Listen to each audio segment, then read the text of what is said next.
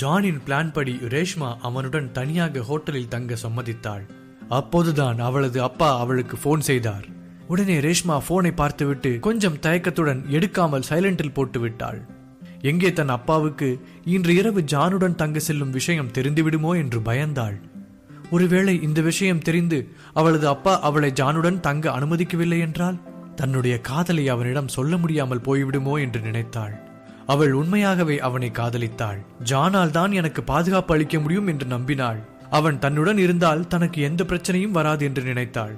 அதனால்தான் அவன் அழைத்ததும் உடனே சம்மதித்தாள்.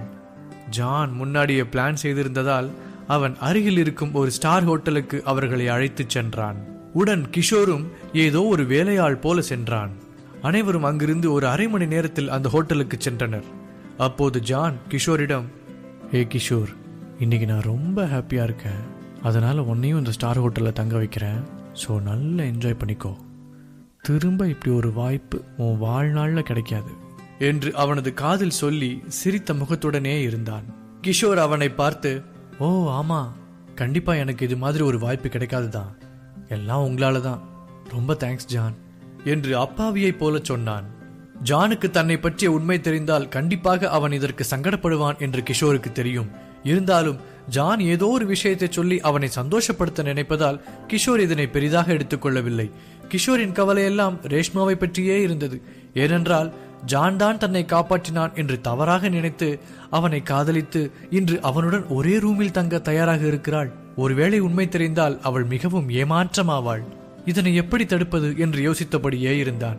அவளிடம் நேராக சென்று உண்மையை சொல்லிவிடலாமா என்று நினைத்தான். ஆனால் அவனால் அதை சொல்ல முடியவில்லை. மேலும் தன்னால் தான் ரேஷ்மாவிற்கு உண்மை தெரியாமல் ஜானுடன் பழகி கொண்டிருக்கிறாள் என்று ஒரு குற்ற உணர்வு அவனுக்கு இருந்தது. ஒருவேளை அவன் உண்மையை சொல்லியிருந்தால் இப்படியான ஒரு சம்பவமே ரேஷ்மா வாழ்க்கையில் நடந்திருக்காது என்றும் நினைத்தான்.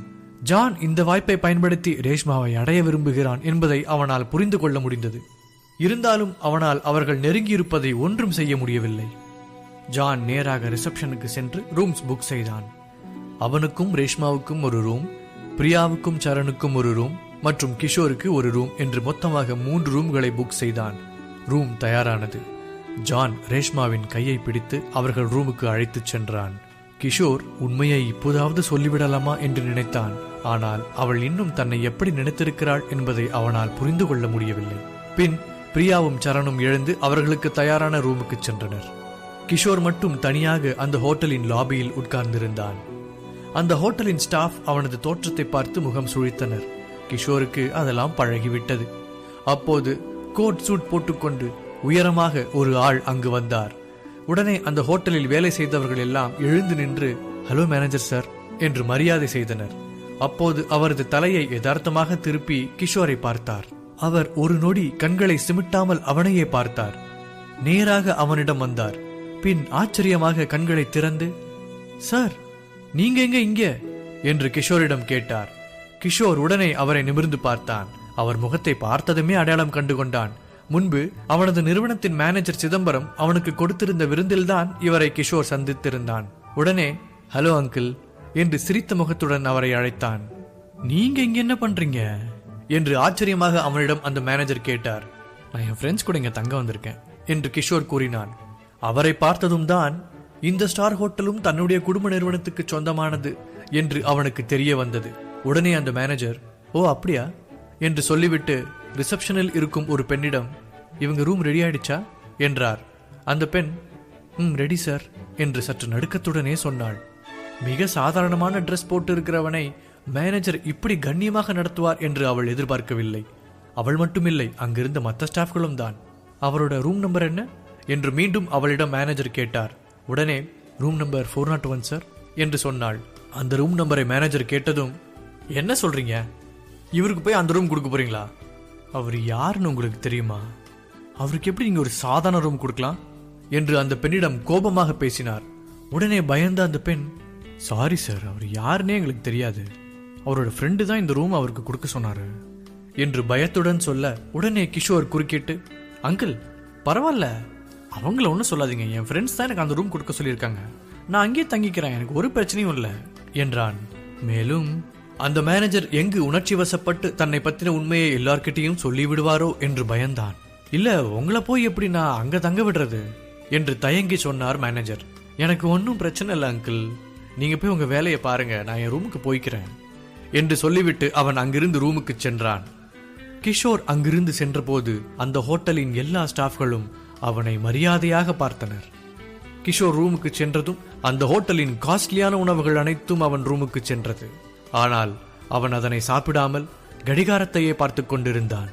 ரேஷ்மாவும் ஜானும் ரூமுக்குள் சென்று அரை மணி நேரம் ஆகியிருந்தது.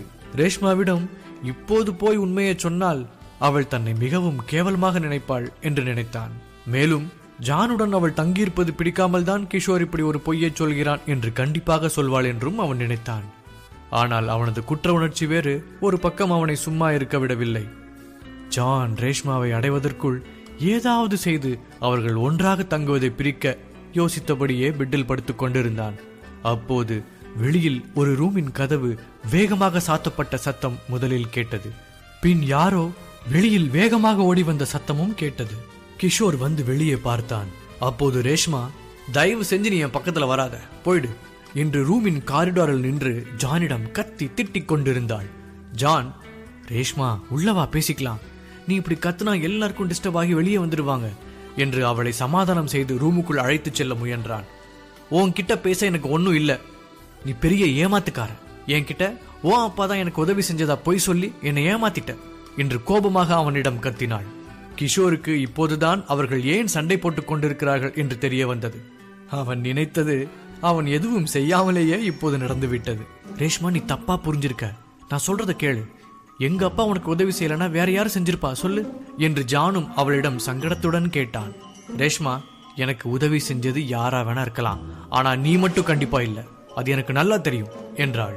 ஓ, யார் உனக்கு சொன்னது என்று சந்தேகத்துடன் ஜான் கேட்டான். அதற்கு அவள் என் அப்பா என்று சொன்னதும் அவனுக்கு ஒன்றும் புரியவில்லை. மேலும் அவள், இன்னைக்கு என் அப்பா உன் அப்பாவை பார்த்து நன்றி சொல்ல போயிருந்தார், அப்பதான் உன் அப்பா எங்களுக்கு உதவலன்னு அவரே சொல்லியிருக்கார் என்று சொன்னாள். முன்பு ஜானும் ரேஷ்மாவும் ரூமுக்குள் சென்றிருந்த போது ஜான் ஃப்ரெஷ் ஆகி விட்டு வருவதாக அவளிடம் சொல்லிவிட்டு பாத்ரூம் சென்றான். அப்போது மீண்டும் ரேஷ்மாவின் அப்பா அவளுக்கு கால் செய்தார். முதலில் அவள் எடுக்கவில்லை. பின் தொடர்ந்து இரண்டாவது முறையும் ரேஷ்மாவை அழைத்தார். உடனே ரேஷ்மா, அப்பா இப்படிலாம் போன் பண்ண மாட்டாரே, ஏதாவது பிரச்சனையா இருக்குமோ என்று அவள் மனதுக்குள் நினைத்துவிட்டு இப்போது போனை எடுத்தாள். அப்போது அவளது அப்பா, ஜானின் அப்பா நமக்கு உதவி செய்யவில்லை என்ற உண்மையை அவளுக்கு தெரியப்படுத்தினார். அதனை கேட்ட ரேஷ்மாவுக்கு ஜானின் மேல் கோபம் வந்து அவனை கத்த ஆரம்பித்தாள். ரேஷ்மா உண்மையை சொன்னதும் ஜானின் முகம் அசிங்கத்தில் சுருங்கியது. இந்த உண்மை தெரிவதற்குள் அவளை அடைந்துவிட வேண்டும் என்று அவன் பிளான் செய்திருந்தான். ஆனால் அது அனைத்தும் இப்போது வீணாக போனது. உடனே ஜான் அவளை சமாதானப்படுத்த முயன்றான். ரேஷ்மா, இதுல ஏதோ தப்பு நடந்திருக்கு, நீ ரூம்குள்ள வா, நான் எல்லாத்தையும் சொல்றேன் என்று சொல்லி அவளது கையை பிடித்து இழுத்தான். அப்போது அவள், சீ, என்ன தொடாத என்று சொல்லிவிட்டு அவளது கையை வேகமாக அவனது பிடியிலிருந்து எடுக்கும் போது அங்கிருந்த சிலையை அவள் தட்டிவிட்டாள். அந்த சிலை கீழே விழுந்து உடைந்தது. ஆனால் அவள் அதனை கண்டுகொள்ளவே இல்லை. அவள் ஜானை திட்டிக் கொண்டே நின்றாள். அவளின் சத்தம் கேட்டு ஹோட்டலின் ஸ்டாஃப்கள் அங்கு வந்து கூடினர். கடைசியாக அங்கு வந்த அந்த மேனேஜர், இந்த சிலையை கீழே தள்ளி உடைச்சது யாரு என்று கோபமாக கேட்டார். அப்போது ரேஷ்மா, நான் தான் என்று எரிச்சலுடன் ஒப்புக்கொண்டாள். உடனே அந்த மேனேஜர், சரி, அப்ப அந்த சிலைக்கான பணத்தை கொடுங்க என்றார். உடனே ரேஷ்மா, இது வெறும் சிலை தானே, அதுக்கு எதுக்கு பணம் தரணும் என்று கேட்டாள். அந்த மேனேஜர், இது வெறும் சிலை தான், ஆனா இது சீனாலிருந்து வாங்கிட்டு வந்தது, இதோட விலை 50,000 என்றார். என்ன 50,000-மா என்று அந்த மேனேஜரை திரும்பி பார்த்தாள். அவளது முகம் மாறியது. என்ன செய்வதென்று புரியாமல் நின்றாள். உடனே மேனேஜர், உங்க வீட்டுக்கு போன் பண்ணி உடனே பணத்தை எடுத்துட்டு வந்து கட்ட சொல்லுங்க, அப்பதான் நான் உங்களை இங்கிருந்து விடுவேன், இல்லைன்னா நீங்க வெளியில போக முடியாது என்றார். அவளுக்கு இது மேலும் அதிர்ச்சியை உண்டாக்கியது. அவளது அப்பாவுக்கு மட்டும் தான் ஹோட்டலுக்கு தங்க வந்து 50,000 சிலையை உடைத்து விட்டதாக சொன்னால் அவ்வளவுதான், அவர் என்னை கொன்றே விடுவார் என்று ரேஷ்மா பயந்தாள். மேலும் இது தன் தவறுதான், தன்னுடைய உணர்ச்சி வசத்தால் நடந்துவிட்டது என்று தனக்குள் புலம்பினாள். அவள் இப்போது மிகவும் பதட்டமானாள்.